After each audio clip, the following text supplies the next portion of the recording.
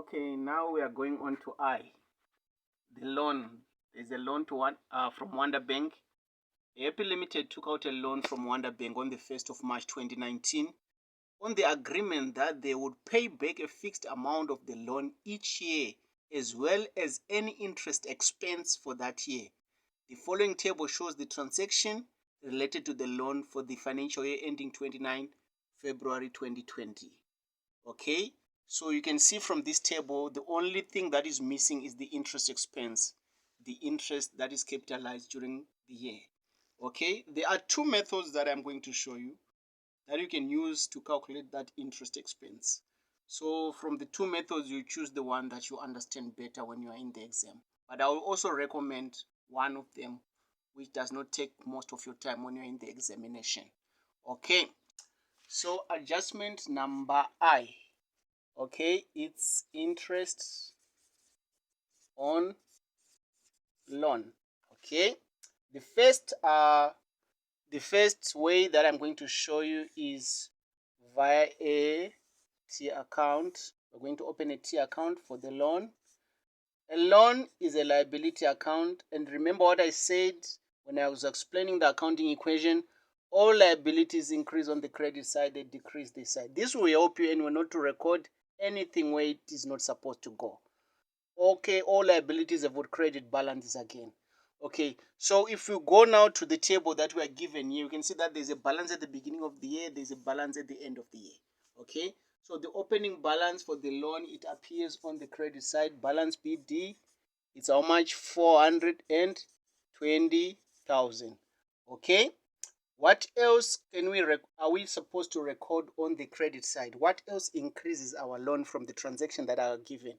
Interest is capitalized. So if interest is being capitalized, it means it also increases our loan balance. Then we are also going to record our interest on the credit side, okay, which we do not know. All right.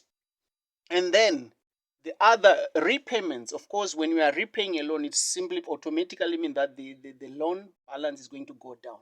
So the repayments decrease the loan. Anything that decreases a liability account is recorded on the debit side. So we're going to indicate bank for the repayments. How much was repaid? 166,200 was repaid. Okay, and also we can see that we are also given the balance at the end. So we can also indicate our balance CD. How much is it? 300,000. 300,000. Okay. Now we can find the missing figure, which is our interest. So we add the bigger side, we subtract the smaller side. You already know how to balance a ledger account anyway.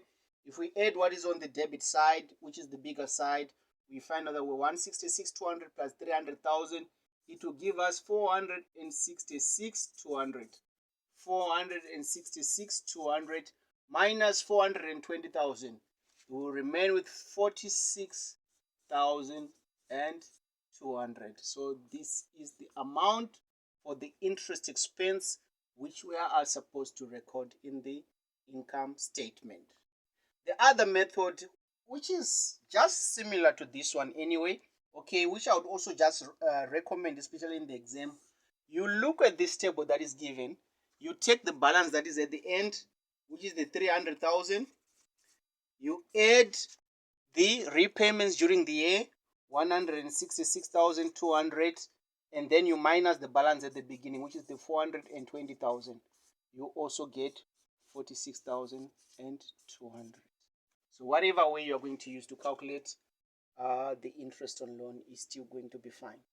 I'm also going to pick up something else which is going in the income statement, which is adjustment number K. I'll come back to adjustment number J. The income tax. They are saying that on completion of the audit for the year, it was calculated that Happy Limited owed SARS a further 11,450 for income tax. So what does this mean? It means they had already paid some money to SARS. You remember the provisional payments of tax? Yes. So let's check from the pre-adjustment trial balance. How much had they already paid? SARS income tax, we can see on the debit side 289,000. Okay, so I'll indicate here is adjustment number K, income tax. Okay, I'm going to open a bracket. So the amount that is already paid is 289,000. This is what has already been paid. And if they are saying that they are still owing this, what do we do with an amount that is due or that is accrued, that is still owing or in arrears? We add, is it 11,450. So adding these two amounts will give us the exact amount for the tax for this financial year that is in question.